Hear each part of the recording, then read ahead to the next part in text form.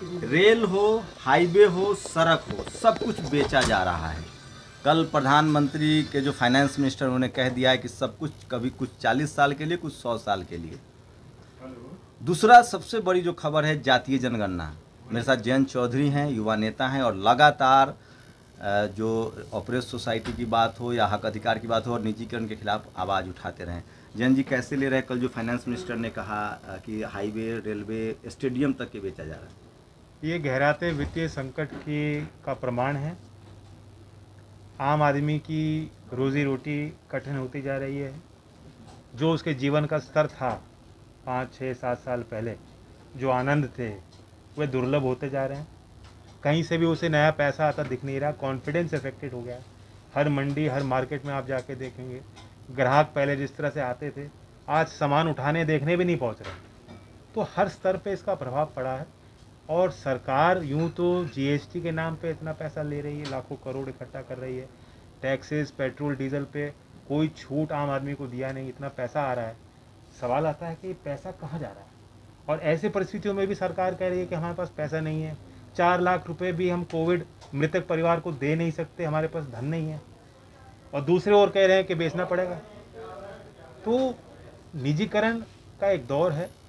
और कोई भी पब्लिक सेक्टर का एम्प्लॉय ये नहीं कह रहा कि हाँ, प्रोफेशनलिज्म होना चाहिए, कंपटीशन होना चाहिए, लेकिन उसके टर्म्स कौन तय करेगा। ये तो संभव नहीं कि कैपिटल सरकार लगाएगी, रिस्क पीएसयू लेगा और प्रॉफिट प्राइवेट कंपनी लेगी। रेल की जो अच्छी लाइन है, जहाँ ट्रैफिक है, वो आप प्राइवेटाइज कर दो। विद्युत व्यवस्थाएं जहाँ अच्छी हैं, जहाँ इंडस्ट्री की डिमांड है, कंज्यूमर इंडस्ट्री के हैं जो दे सकते हैं, वो आप प्राइवेटाइज कर दो। गाँवों में कैसे विद्युत व्यवस्थाएं पहुँचेंगी, या दूर दराज के क्षेत्र में जहाँ नई लाइन बिछनी है, कौन वो नई लाइन में निवेश करेगा? कोई प्राइवेट आदमी तो करेगा नहीं। सरकार पे संसाधन बचेंगे नहीं। तो आज सब कुछ बेच देंगे, 40 साल के लिए बेच दिया, तो 40 साल अगली सरकार क्या करेगी? कहाँ से संसाधन जुटाएगी? आप लोग की ज़मीन पर भी नज़र है, या किसान आंदोलन है पूरा, उस पर क्या कोई रोड मैप बना रहे हैं आप लोग? चूँकि यूपी चुनाव आ रहा है, चुनाव की वो तैयारी शुरू कर चुके हैं और अफगानिस्तान, पाकिस्तान उनके लिए मुद्दा है। आप लोग के लिए क्या मुद्दा होगा जयंत जी, क्योंकि आप बड़ी पार्टी हैं यूपी में और आप गठबंधन में चुनाव लड़ने जा रहे हैं? वो आंदोलन एक सामाजिक आंदोलन है, लेकिन उनको सबको जो वहाँ बैठे हैं, चाहे वो धरना स्थल पे बैठे हों, चाहे वो गांव में रह रहे हों, चर्चा कर रहे हों उस विषय पे, सबको एहसास हो गया कि सामाजिक शक्ति हमारी है। आंदोलन हम कर सकते हैं, लेकिन उसको सफल अगर बनाना है तो राजनीतिक धार देनी जरूरी है। उसका मतलब ये है कि बीजेपी को सत्ता से बाहर निकालें। जब तक उनको सज़ा नहीं मिलेगी तो इसी रास्ते पर चलेंगे। उनको लग रहा है कि वोट का तो बंटवारा है, किसान कभी इकट्ठा हो ही नहीं सकता। कभी हिंदू के मुसलमान के झगड़े पे हम कर लेंगे, कभी दूसरे इशू को रेज कर लेंगे। अब लेकिन अफगानिस्तान की चर्चा आम होगी। पब्लिक कह रही कि जो विपक्ष है, नेता हैं, चाहे वो आप हों, अखिलेश हों, चाहे चाहे जयंत चौधरी हों, ये लोग सड़कों पर नहीं उतर रहे हैं। ये सड़कों पे जो लोग उतर रहे हैं वो भी हमारे ही लोग हैं, हम भी उनका हिस्सा हैं। वो हमारी बात कह रहे हैं, हम उनकी बात कह रहे हैं, तो कोई फ़र्क नहीं है। मैंने तो लगभग 50-60 किसान पंचायतें करी, फिर कोविड की तीसरी लहर आ गई। अब मैं दोबारा सोच रहा हूँ किस तरह से दायरे को बढ़ाया जाए। सरकार कहती है कि सीमित आंदोलन है, सिर्फ हरियाणा पंजाब का आंदोलन है, तो हमने पूर्वांचल में जाके आंदोलन करें, ये दिखाने के लिए कि गाँवों में जहाँ रह रहे हैं किसान वो सब एक हैं। समझ गए, मंडी को आप चौपट कर दोगे तो खरीदेगा कौन? अगर आप वाकई प्राइवेट सेक्टर को बढ़ावा देना चाहते हैं तो शर्त क्यों नहीं लगा सकते कि एमएसपी तो दे? ये मोटा मोटी हर एक किसान जान रहा है इस बात। जातीय जनगणना पर क्या स्टैंड है आप लोगों की? देखिए, आपके अलायंस तो कह रहा है कि होना चाहिए। मोदी जी जब आए थे, उससे पहले वो जो बात कहते थे, ऐसा लगता था बहुत बड़ा रिफॉर्म करना चाहते हैं। हैव नॉट्स की वो वकालत करते थे, जो वंचित समाज है, जो मुख्यधारा में नहीं आ पा रहा, उसकी वो वकालत करते थे। और ये कहते थे कि सरकार के पास डेटा नहीं है, यानी सरकार के पास आंकड़े नहीं है, इसलिए सरकार सही फैसला नहीं ले पाती। आज वही सरकार कह रही है कि मैनुअल स्कैवेंजिंग से कितने लोग मरते हैं हमें पता नहीं। वही सरकार कह रही है कि किसान आत्महत्या कितना करता है, हमें पता नहीं। वो सरकार कह रही है कि कोविड में ऑक्सीजन की कमी से कोई मरा नहीं। वो सरकार कह रही है कि रहन दो ना जाति जनगणना। इस बार तो संभव नहीं है। बिहार के भी नेता आए, सत्ता में शामिल नेता भी आए, नीतीश कुमार भी उस प्रतिनिधिमंडल में शामिल थे, तो उन्होंने तर्क दिए हैं। तो सरकार ज़्यादा दिन बच नहीं पाएगी।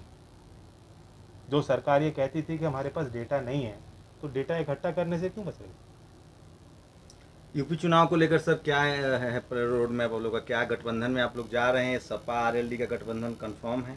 चीज़ें अभी तय होंगी और अगले 6 महीने में तस्वीर सामने आएगी। लोगों ने तो मन बना दिया है, हमें उन तक पहुंचना है। वहाँ के कार्यकारी अध्यक्ष, रेलवे एसोसिएशन, रेलवे हमारा जनरल सेक्रेटरी साहब हमारे इधर अशोक कुमार साहब हैं, इधर इस समय 3.5 लाख आदमी से इस समय है रेलवे में, ये उसके कार्यकारी मुख्यमंत्री थे। तो मेरे पिताजी मुझे बताया करते थे, मैं छोटा सा था बात तो, कि भाई चौधरी साहब के पास में एक बागपत का जाट अपने लड़के को लेके लखनऊ पहुंच गया और बोला कि भाई जब चौधरी साहब बतौर मुख्यमंत्री मिल रहे थे सब लोगों से, कहा तुम बताओ तुम बताओ तुम बताओ, तो उन्होंने कहा जी थारा छोरा थानेदारी के इम्तिहान में पास हो गया।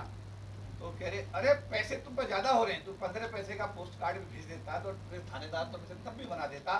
तो वो मुझे बोलते हैं बेटा कभी जिंदगी में मौका मिले तो इस नियत से काम करें। चौधरी चरण सिंह जी की बात मुझे उस समय बताई गई थी जब मैं 5, 6, 7, 8 साल का बच्चा था, जब मैं छोटा सा था। तो मेरे पिताजी और मैं आज क्या करता हूँ आप देखते हैं, मैं चेन्नई वाले आदमी को दिल्ली नहीं बुलाता, मैं गुवाहाटी वाले को दिल्ली नहीं बुलाता, वो मुझे फोन करता है, मैं दूसरी लाइन से उस अधिकारी को फोन करता हूँ और उसके मतलब की बात को सुनता है, उसका डिस्पोजल मैं 15 पैसे का खर्च भी उसका नहीं होने देता, उसका डिस्पोजल वहीं बैठे बैठे कर देता। तो मैं चौधरी चरण सिंह जी की बात से बड़ा प्रभावित हूँ और मुझे बड़ी प्रेरणा उनसे मिली और अपने जीवन में मैं उसको रोजाना उतारने का काम करता हूँ। उन्हीं के पुत्र जो है स्वर्गीय अजीत सिंह जी आज हमारे बीच नहीं है, जो लंबे समय तक विभिन्न सरकारों में वो कैबिनेट मंत्री रहे हैं, राष्ट्रीय लोकदल के राष्ट्रीय अध्यक्ष रहे हैं, उनको भी हमारे साथ, और उनके सुपुत्र जयंत चौधरी साहब इस कार्यक्रम में उन्होंने शिरकत की है। मैं उनसे चाहूंगा कि वो अपने श्रद्धासुमन अर्पित करें और अपना संबोधन करें। जयंत चौधरी साहब। अपनी तरफ से कहना चाहता हूँ कि ये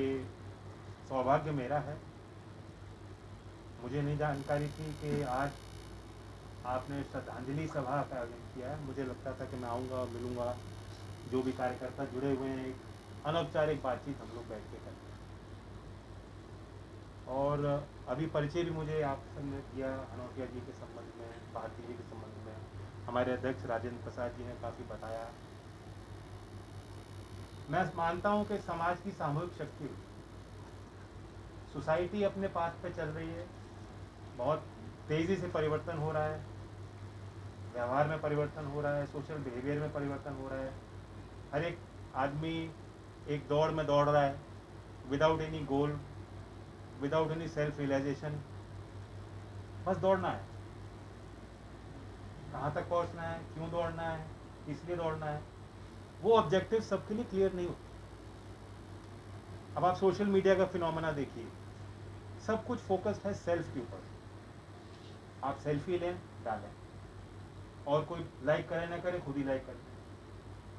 ऐसे समय में जो समाज के जो ढांचे थे या जो समाज के अंदर एक सोच थी कि समर्पण भाव, मुझसे भी बड़ी कोई चीज़ है, उसके आगे मैं झुकूं, अकेला मैं कुछ कर नहीं सकता, मुझे ज़रूरत है और लोगों की, मैं और लोगों के लिए मददगार बनूं, इन भावनाओं को धीमे धीमे कमज़ोर किया जा रहा है। और इसलिए मैं बधाई देता हूं कि एक संगठन के नाते आप सब अलग अलग डिपार्टमेंट्स में हैं, सेवारत हैं, प्रोफेशनल्स हैं, एजुकेटेड हैं, बुद्धिजीवी हैं, आप अपने जीवन से समय निकाल कर एक दूसरे की मदद करने के लिए हाथ बटा रहे हैं। तो ये बहुत बड़ी बात है, ये आपकी ताकत है। और जो हमारे बीच में जो लोग थे जिन्होंने योगदान दिया, इस संगठन की रचना करी, अपना समय दिया, सामर्थ्य दिया, आप उनको याद कर रहे हैं। तो आपके इस प्रयास में मैं भी शामिल होता हूँ। सच्चाई ये है कि चौधरी साहब के निधन के बाद भी सामूहिक रूप से मैं भी कहीं श्रद्धांजलि भी नहीं देता, समय ही कुछ ऐसा था। आज यहाँ मंच से बात ये कही गई कि इकट्ठा होना चाहिए, संगठित होना चाहिए, क्योंकि आने वाला समय खतरे से भरा हुआ है। अभी परिचय आपने दिया रेलवेज का, और जो दूसरे प्रतिनिधि राष्ट्रीय पदाधिकारी आपके संगठन के आए हैं, आप तो सब मोनेटाइज होने वाले हैं, और जो कमज़ोर होता है उसे आवश्यकता होती है संगठन। मैं ज़्यादा उस पर चर्चा आज नहीं करूँगा क्योंकि आज का वो विषय नहीं है, लेकिन आप खुद समझदार हैं। मार्केट फोर्सेस अपने आप काम करें, रेगुलेटरी अथॉरिटीज़ फेयर सबके लिए ग्राउंड बनाएं, प्रतिस्पर्धा को बढ़ाएं, तब तो ठीक होता है। लेकिन हम और आप जान रहे हैं और देख रहे हैं कि वो देश में हो नहीं रहा। कोई भी नीति, कोई भी फैसला व्यावहारिक तब होगा जब वो चर्चा के बाद होगा, सोच समझ के बाद होगा। वैक्यूम में लिए गए फैसले, वैक्यूम में पॉलिटिक्स चल नहीं सकती, वो व्यावहारिक नहीं होगी। मतदाता के रूप में 5 साल में आपको एक बार पूछा जाता है आपका मत क्या है, लेकिन जहाँ दूसरे देशों में बहुत विस्तृत चर्चाएं होती हैं, मुद्दों पर आधारित चुनाव भी होते हैं कुछ हद तक, हमारे यहाँ दूसरा ही माहौल होता है। यानी समाज के पास वो अधिकार है, नागरिक के पास जो बाबा साहब ने संविधान आपको दिया है उसमें अधिकार आपको दिया गया है। निरंतरता के साथ आप प्रश्न पूछ सकते हैं, विरोध भी कर सकते हैं। विरोध करना, उसको राष्ट्रवाद से जोड़ देना, ये कोई मजबूत नेतृत्व की निशानी। मजबूत नेता वो होता है जो मजबूत समाज के आगे झुकना जानता हो, कभी कभी रुकना जानता हो, पीछे देखना जानता हो, पीछे मुड़ना जानता हो। जिद से देश नहीं चल सकता। मैं आहत हूं, मौलाना रशीदी साहब ने जो संकेत दिया, मध्य प्रदेश में क्या हुआ गरीब के साथ, हर चीज को एक ही चश्मे से, एक ही निगाह से देखा जा रहा है। वही घटना कानपुर में हुई, आपको जानकारी भी नहीं होगी। कुछ दिन पहले, तीज के त्यौहार के पहले भी ऐसा ही एक ऑर्गेनाइज्ड गैंग मुजफ्फरनगर के एक गली में घुसा और पूछ पूछ के भाई बता, नाम बता, और मारपीट पे उतरा। सिविल सोसाइटी अगर सोती रहेगी, ये आपके साथ नहीं हो रहा, ये तो हम सब के साथ हो रहा है।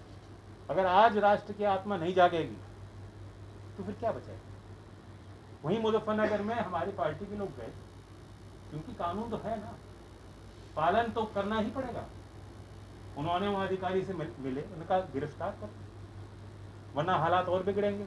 तो सरकार को कुछ ना कुछ उसमें कार्रवाई करनी पड़ेगी। केस चार्ज हुआ।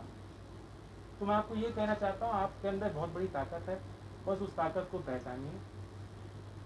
चौधरी साहब भी बड़े पदों पर रहे, लेकिन वो पंचायती मिजाज को फॉलो करते थे। कई बार बड़ी बड़ी पंचायत होती थी, किसी से गलतियां भी हुई, सरकार ने कुछ अति कर दी, लाठीचार्ज का प्रयोग कर दिया या बल प्रयोग का कर दिया, लोगों में नाराजगी बनी, लोगों ने सामूहिक तौर पर विरोध किया, तो चौधरी साहब वहाँ जाते, सुनते भी, घंटों चलती थी पंचायत, किसी को नहीं मालूम क्या निष्कर्ष निकलेगा, और वो चाहते थे कि कहीं ना कहीं निष्कर्ष जल्दी निकले, लोग अपने घर लौटें। 9 महीने से आंदोलन चल रहा है।